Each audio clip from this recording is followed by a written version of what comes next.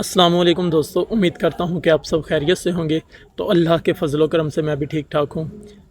कल सीपीआई का डाटा है, तो मैंने सोचा आपके साथ बिटकॉइन की एनालिसिस जो है वो शेयर की जाए और जो बोथ साइड लिक्विडेशन है उसका चार्ट आपके साथ शेयर किया जाए, ठीक है, ताकि आपको आइडिया रहे।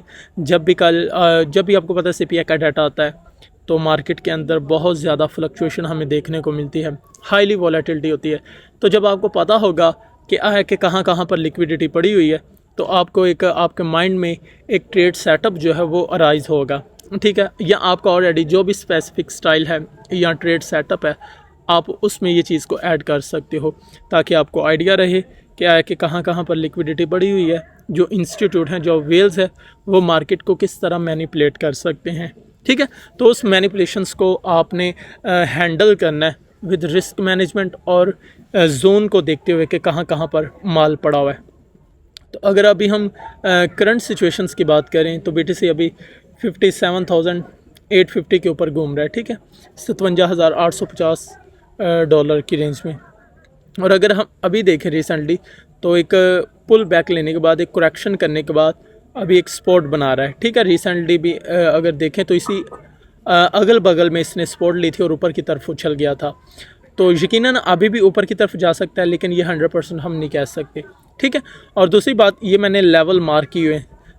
सबसे फर्स्ट जो लिक्विडिटी हमारे पास पड़ी हुई वो 56,200 डॉलर की रेंज है। और उसके बाद जो नेक्स्ट लिक्विडिटी है, जहाँ पर ये देखो इस कैंडल ने हंट भी की है, तो वो हमारे पास 54,000 की है, ठीक है।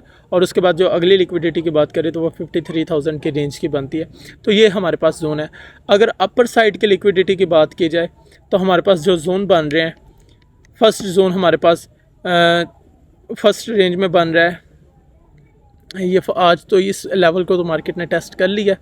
तो उससे अगला जो जोन हमारे पास बन रहा है वो 60,000 का है। और उससे अगला जो जोन बनेगा हमारे पास वो ये है वाला एरिया जहाँ पर मैं लेवल लगा रहा हूँ 62,000।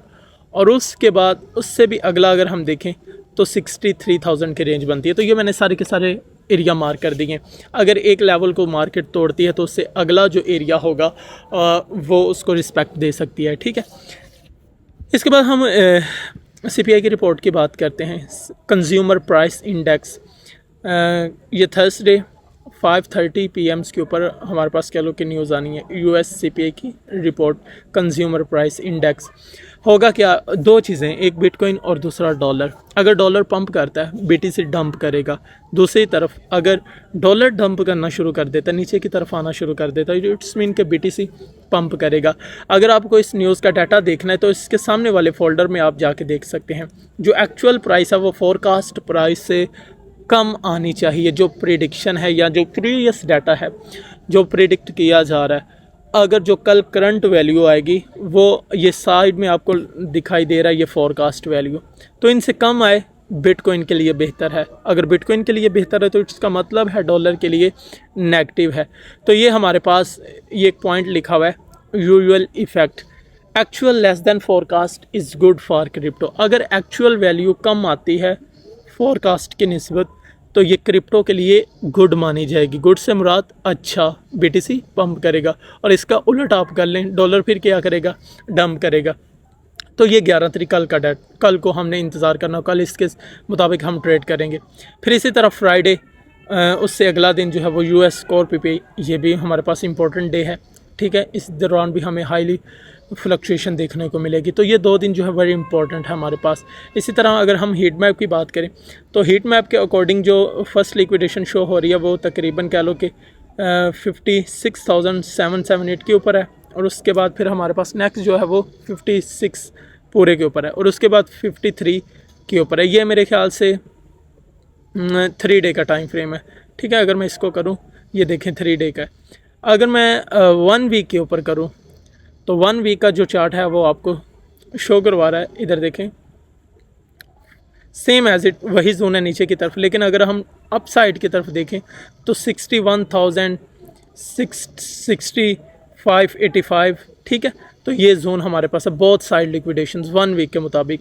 तो 1 वीक के मुताबिक अगर ज़्यादा लिक्विडेशन है तो इट्स मीन के बहुत साइड हंड हो सकती हैं। अगर आप देखो ना तो ये सारा का सारा है 200 मिलियन, 300, 250, ये सारा का सारा जोन ये कवर है। सेम एज इट अगर नीचे देखें तो 150 मिलियन, 200 मिलियन, 330 मिलियन, तो बहुत सारी लिक्विडेशन। इसी तरह अगर हम 1 मंथ का डाटा देखते हैं, याद रखें कि जितना बड़ा टाइम फ्रेम होगा उतनी ही बड़ी लिक्विडेशंस पड़ी होगी, उतना ही ज़्यादा माल पड़ा होगा। तो 1 मंथ के टाइम के मुताबिक जो नीचे लिक्विडेशन है वो 56,000 के रेंज में है, और अपर साइड की लिक्विडेशन आप देख सकते हैं कि बहुत स्ट्रांगली अप साइड की तरफ पड़ी हुई है।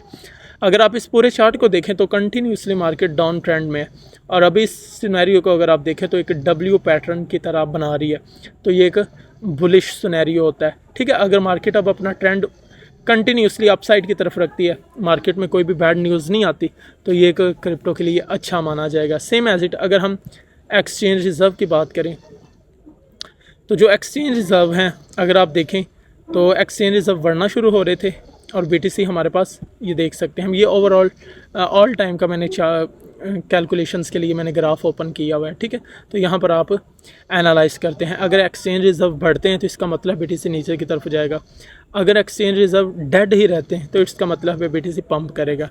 ठीक है, क्योंकि एक्सचेंज रिज़र्व इंडिकेट कर रहे होते हैं कि आया कि अब मार्केट में सेलिंग प्रेशर आने वाला है। ज़ाहिर बात है जितनी भी वेल्स हैं या इंस्टीट्यूट हैं, जब भी वो कोल्ड वॉलेट से या डिसेंट्रलाइज वॉलेट से माल को एक्सचेंज की तरफ लाएंगे तो उनका सिंपल लॉजिक होगा कि अब वो बेचना चाह रही हैं। जब तक वो बेचना नहीं चाहते वो अपना सारा का सारा कैपिटल वॉलेट में स्टोर करेंगे।